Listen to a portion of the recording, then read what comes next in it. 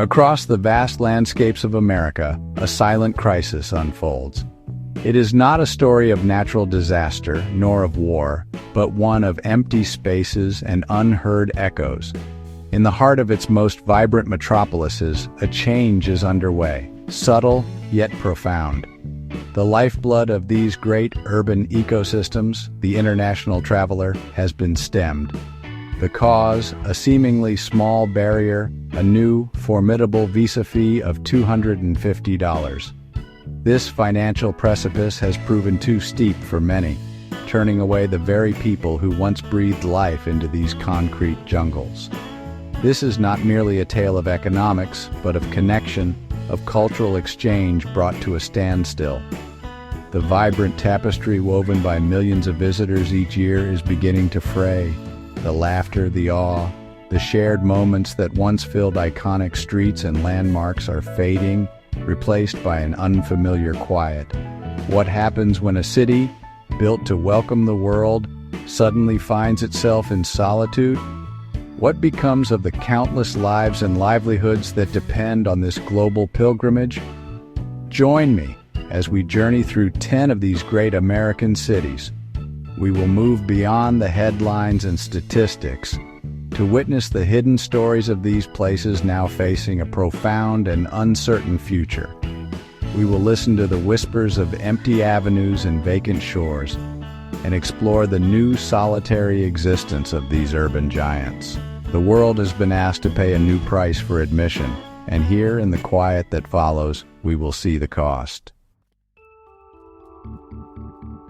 Here, in New York City, the rhythm of life has always been a relentless percussive beat, a symphony of millions of footsteps, a cacophony of languages, a ceaseless flow of human energy. This is the city that never sleeps, a vertical forest of steel and glass, thriving on constant motion. For generations, it has been a beacon, drawing souls from every corner of the globe, each contributing a unique note to its powerful urban song.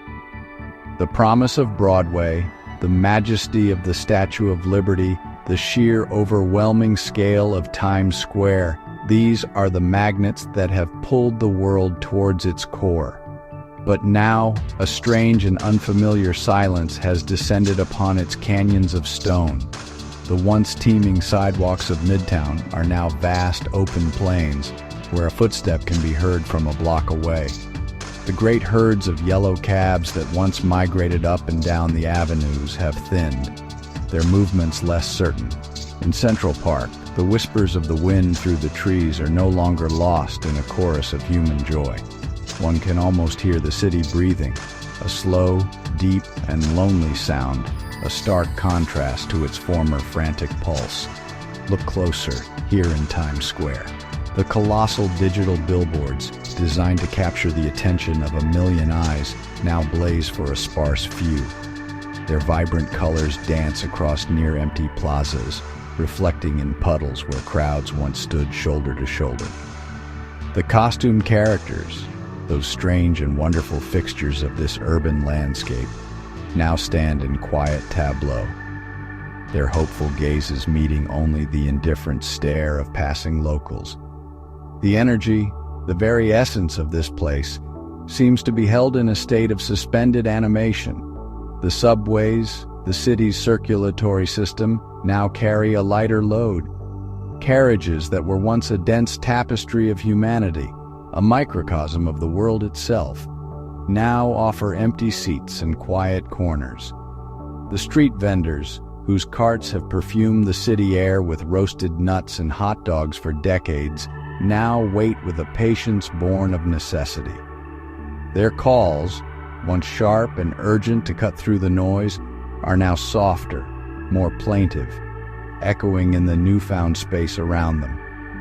The great museums, repositories of human history and art, stand like solemn temples.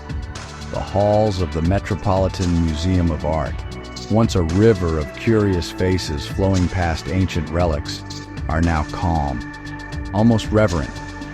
The silence allows for a different kind of observation, the soft hum of the climate control, the distant creak of a floorboard. The city's cultural heart still beats, but it does so in a quiet room, waiting for the audience to return and complete the performance. It is a profound stillness, a pause in the life of a city that has always defined itself by its unstoppable momentum. We travel west, to a sprawling metropolis bathed in perpetual golden light, Los Angeles. This is a city built on dreams, a landscape of make-believe where fantasy is manufactured and exported to the world. Its identity is inextricably linked to the silver screen, to the allure of fame, and to iconic landmarks that are as much characters as they are structures. The Hollywood sign, the Walk of Fame, the glamorous stretch of Rodeo Drive, these are not just places but symbols of a promise, a beacon for hopefuls and the curious alike. Now these symbols stand in a strange and quiet vigil. The Hollywood Walk of Fame, a pavement galaxy of brass stars, is no longer a slow-moving river of tourists, heads bowed in search of their favorite celebrity. Instead, the stars lie exposed, gleaming under the California sun, their surfaces clear and undisturbed. A lone jogger might pass, but the throngs of people, the photographers, the street performers who once animated this boulevard have vanished. The sidewalk seems wider, longer, a monument to an audience that is no longer present. Observe the Griffith Observatory, perched high in the hills, its domes gazing out over the vast urban expanse. For decades, its purpose has been twofold: to look out at the cosmos and to be looked upon by millions of visitors who make the pilgrimage for its stunning views. Now, its terraces are largely empty. The telescopes stand ready, but the queues of eager families and couples have dwindled to a trickle. The panoramic view of the city, from downtown to the sea, is now a private spectacle for a select few, the vastness of the landscape mirrored by the emptiness at the viewpoint.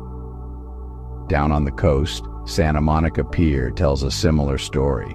The cheerful screams from the Ferris wheel, the bark of the carnival game operators, the scent of popcorn and sea salt. These sensory hallmarks are muted.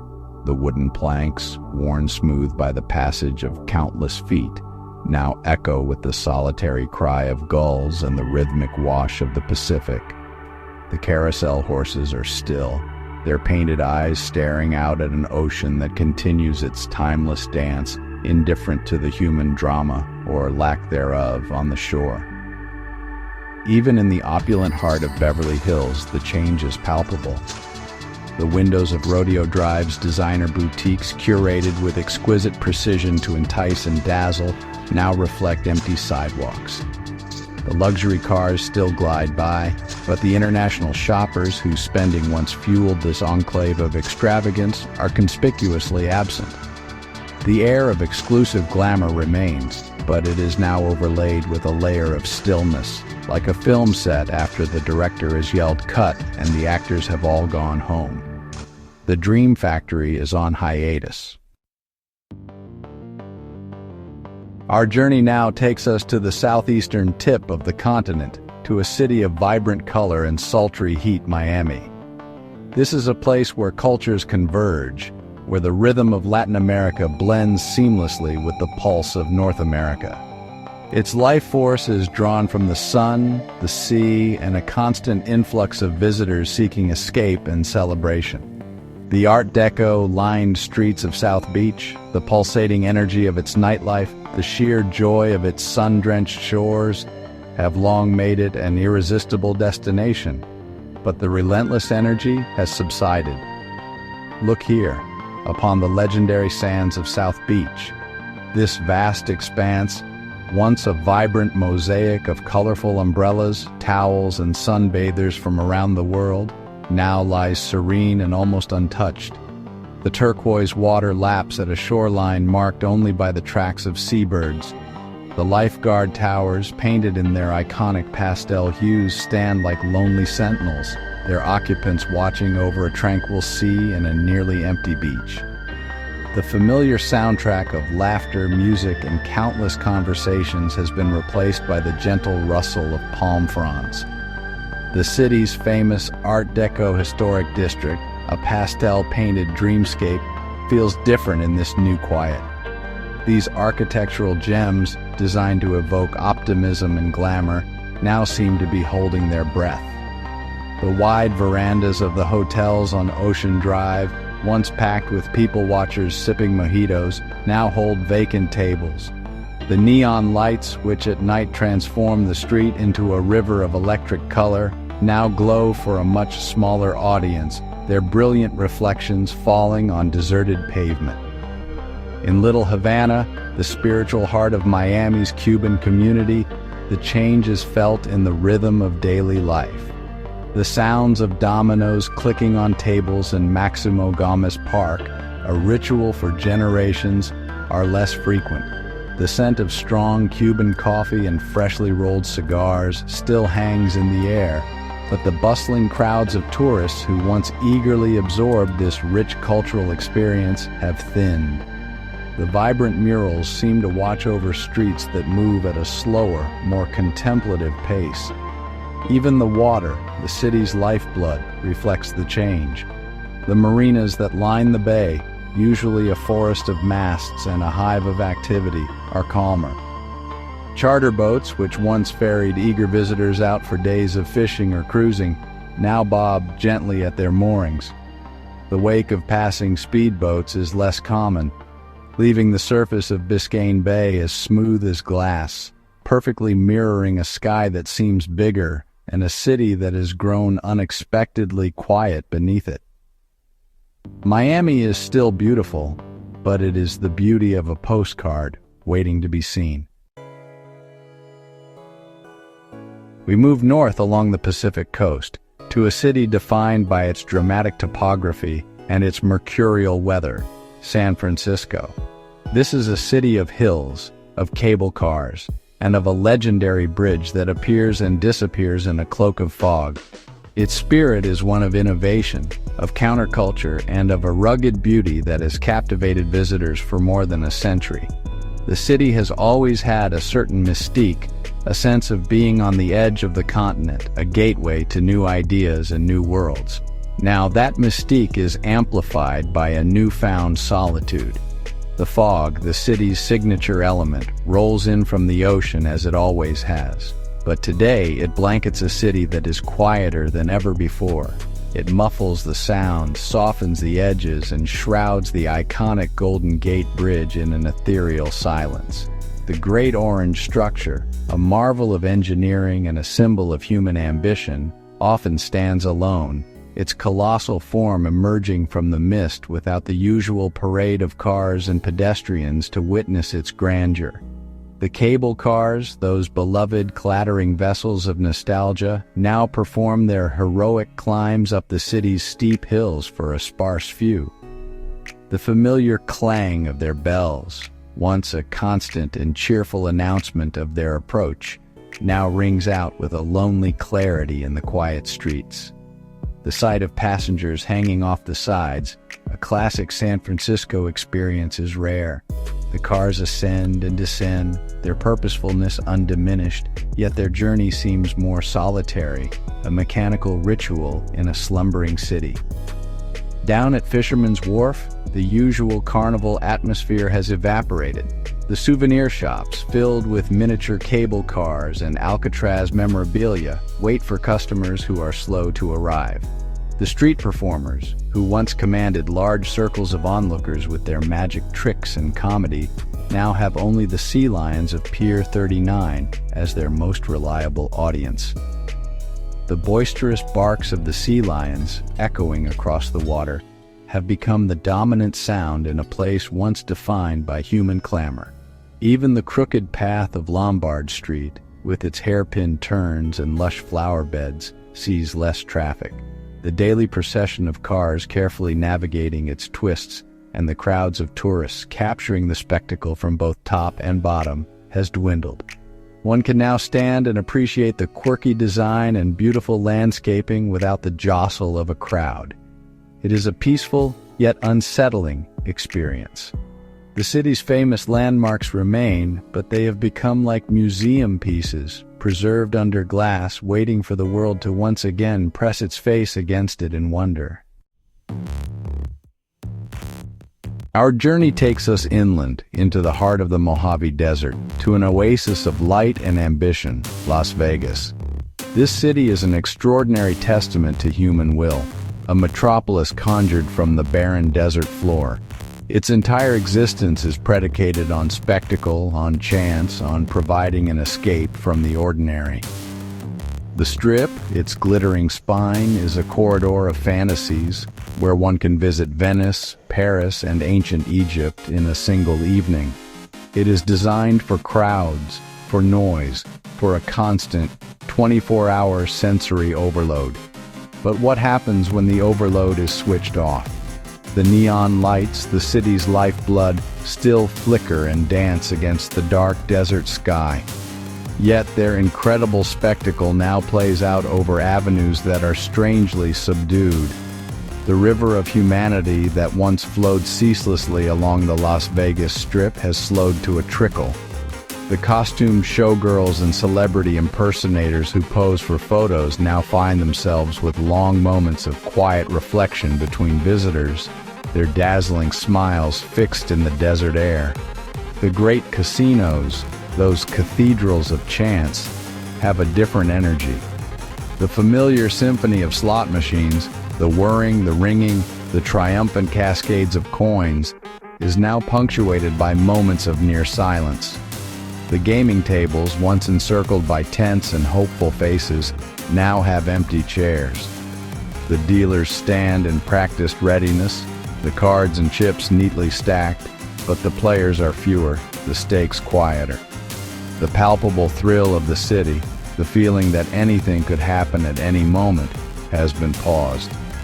The grand fountains of the Bellagio, a magnificent display of water, light, and music, continue their balletic performances. But the vast crowds that once lined the railings, gasping in collective awe as jets of water soared hundreds of feet into the air, have thinned dramatically. Now, the powerful crescendo of the music echoes across a sparsely populated promenade, the spectacle seeming almost too grand for its small audience, a private show for the lucky few who are there to witness it. The city's legendary shows, the Cirque du Soleil extravaganzas, and the residencies of world-famous musicians face a similar challenge. The theaters, built to hold thousands, must now create intimacy and energy with a fraction of the audience. The spectacle on stage remains as breathtaking as ever, but the roar of the crowd has become a polite applause. Las Vegas, a city built to be the world's playground, is now a playground in recess, its dazzling toys waiting patiently for playtime to resume. We travel back across the country to Central Florida, to a city that is synonymous with one word: magic. Orlando is the undisputed capital of the theme park, a landscape meticulously engineered for family joy and fantastical escape. It is a place where fairy tales come to life, where cinematic adventures become tangible reality. Its ecosystem is entirely dependent on a pilgrimage of families from every nation, drawn by the promise of creating memories that will last a lifetime. The sound of Orlando is the sound of children's laughter, but today that sound is a faint echo. Here, in the sprawling domains of its world-famous theme parks, a strange dormancy has taken hold. The magnificent castles that stand as centerpieces to these kingdoms of fantasy now preside over emptier courtyards. The parades, with their vibrant floats and beloved characters, still march down Main Street, but the cheering from the sidewalks is less of a roar and more of a murmur. The characters wave with the same enthusiasm, but their audience is smaller, more spread out. The great rides and roller coasters, those marvels of engineering designed to produce shrieks of delight and terror, now cycle with empty seats. The click-clack-click of a coaster ascending its lift hill, once a sound of building anticipation for a full train of riders, is now a lonely mechanical noise. The splashdown of a log flume creates a wave in an empty channel. The joyous screams, the very fuel of these attractions, are intermittent, like distant calls in a quiet forest. The themed lands, from the world of wizards to galaxies far, far away, are rendered with astonishing detail. Every cobblestone, every storefront is designed to immerse the visitor in a story. Now, with fewer people, these details are more visible than ever.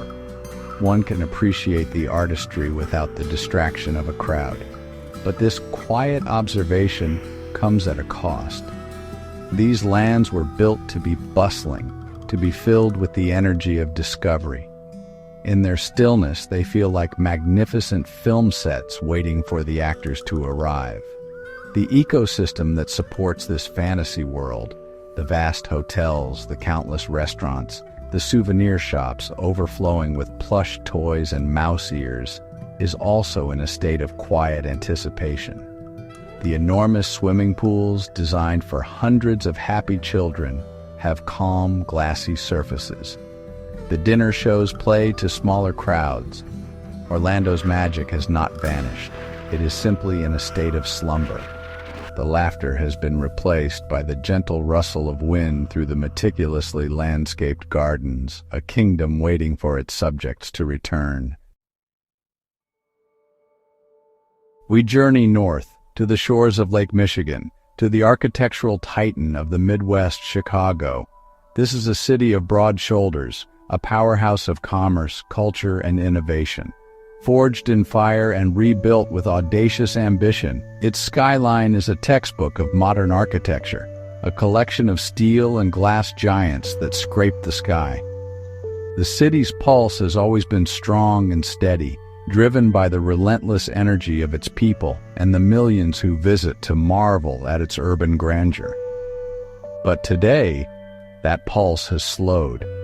The Chicago River, which winds through the heart of the city's architectural canyon, is, well, calmer. The architectural boat tours, a quintessential Chicago experience, now depart with fewer passengers. As they glide beneath the city's many bridges, the narrator's voice, detailing the history of each skyscraper, echoes with greater clarity against the silent facades of the buildings. The river itself, dyed a brilliant green each spring, seems to reflect a quieter, more contemplative city. Millennium Park, the city's modern town square, has a new, serene quality.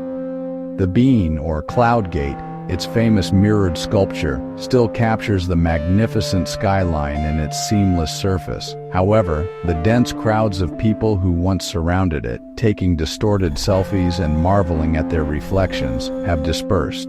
Now, one can approach the sculpture and see a nearly uninterrupted panorama of the city, with only a few scattered figures sharing the view. The laughter and chatter that usually fill the park are replaced by the sound of the wind coming off the lake. The Magnificent Mile, Chicago's premier shopping district, lives up to its name in scale, but not in bustle. The wide sidewalks, designed for throngs of shoppers, now offer ample room to stroll. The flagship stores and vertical malls, which once buzzed with activity, are more subdued.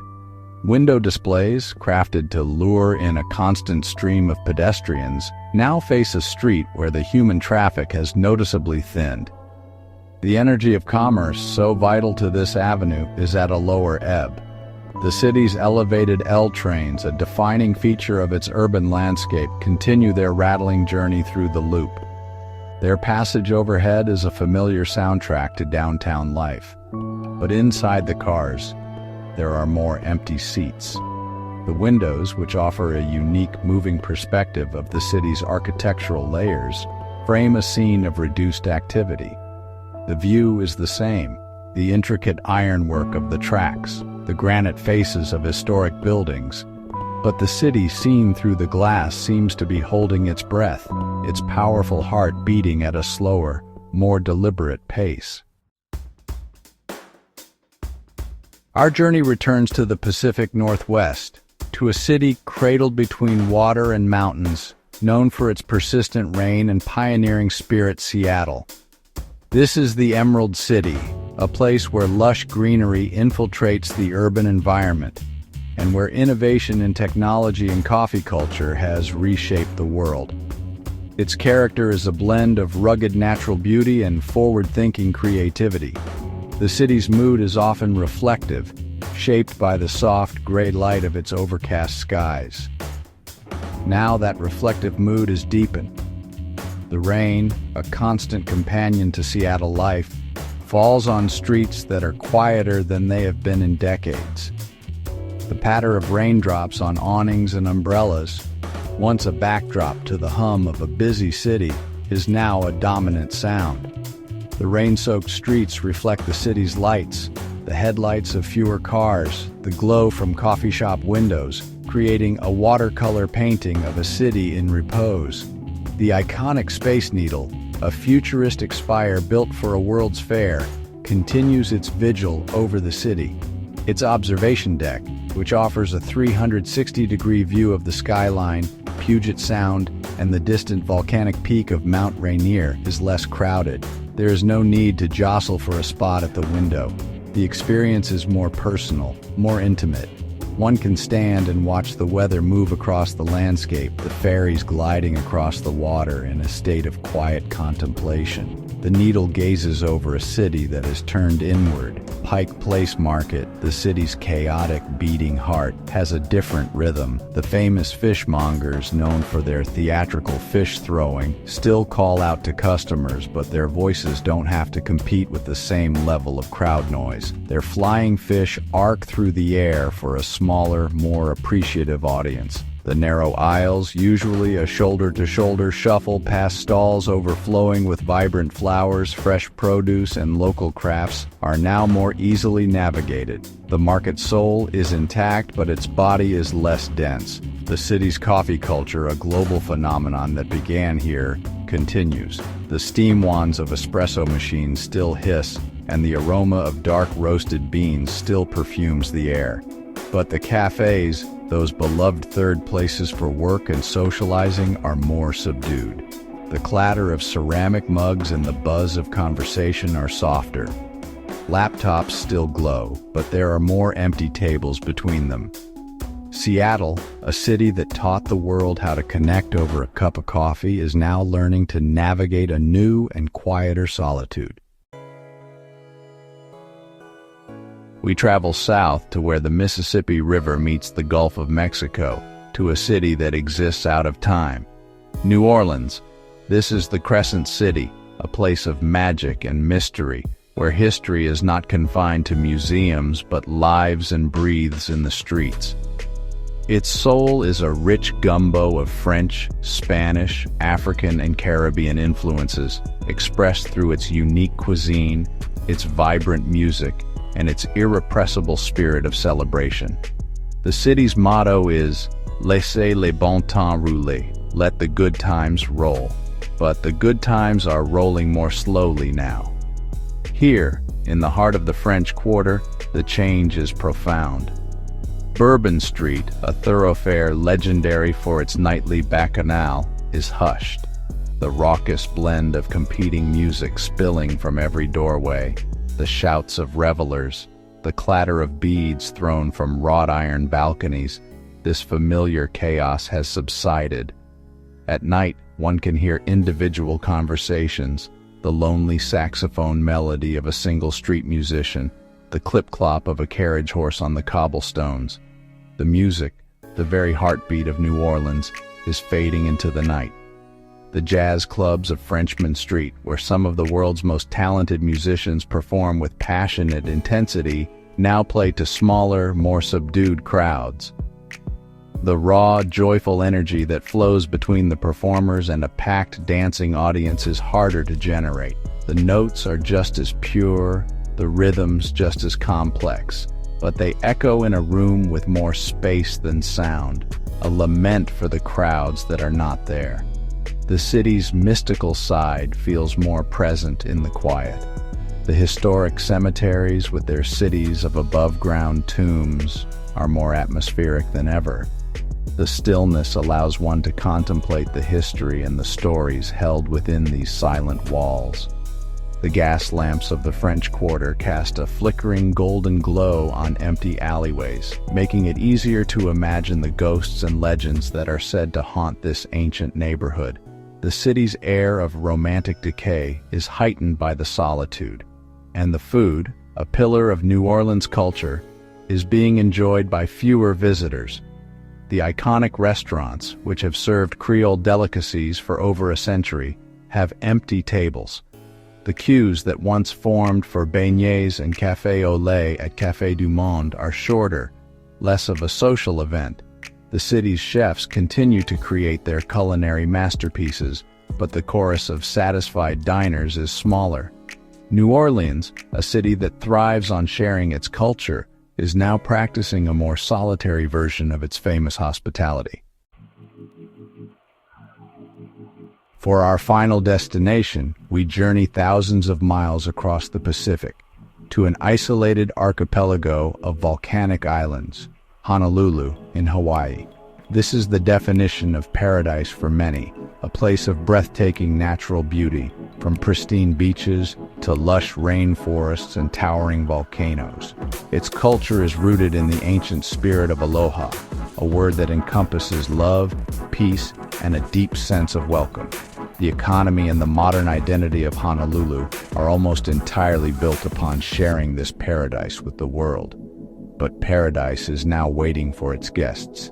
Here on Waikiki Beach, one of the most famous stretches of sand on the planet, an astonishing serenity has taken hold. The shoreline, typically a dense patchwork of tourists, sunbathing, learning to surf, and building sandcastles, is now a wide, open expanse. The gentle waves of the Pacific, once dotted with hundreds of surfers and swimmers, now roll ashore largely uninterrupted. The iconic silhouette of Diamond Head Crater looms over a scene of profound and beautiful tranquility. The spirit of aloha is still present, but it has fewer people to welcome. The hotel lobbies, grand spaces designed to awe arriving guests with ocean views and tropical flowers, are quiet. The lay greeters, who traditionally drape fragrant flower garlands around the necks of visitors, now wait with a patient grace. The pools, with their waterfalls and swim-up bars, have glassy surfaces that reflect the blue Hawaiian sky, undisturbed by the joyful splashing of vacationing families. The historical and cultural sites are also experiencing this new quiet. At Pearl Harbor, the mood is always one of solemn remembrance, but the smaller crowds make the experience even more poignant and personal. There is more time for quiet reflection at the USS Arizona Memorial, without the constant flow of a large tour group. The history feels closer, more tangible, in the absence of distraction. The stories of the past echo more clearly in the stillness. The natural wonders that surround the city are reclaiming their dominance. Hiking trails that lead to stunning waterfalls and panoramic viewpoints are less trodden. The coral reefs, which have suffered from the pressure of mass tourism, are given a chance to breathe. One can stand on a cliff overlooking the ocean and hear only the wind and the crashing of the waves, a sound that has existed for millennia. Honolulu, a paradise built for sharing, is now experiencing a rare and solitary moment.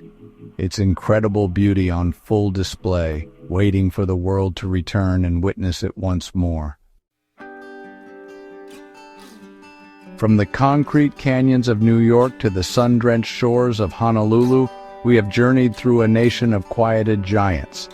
We have seen the empty spaces, felt the profound stillness, and heard the echoes of a world that has momentarily stepped away. These are not cities in ruin, but cities in waiting.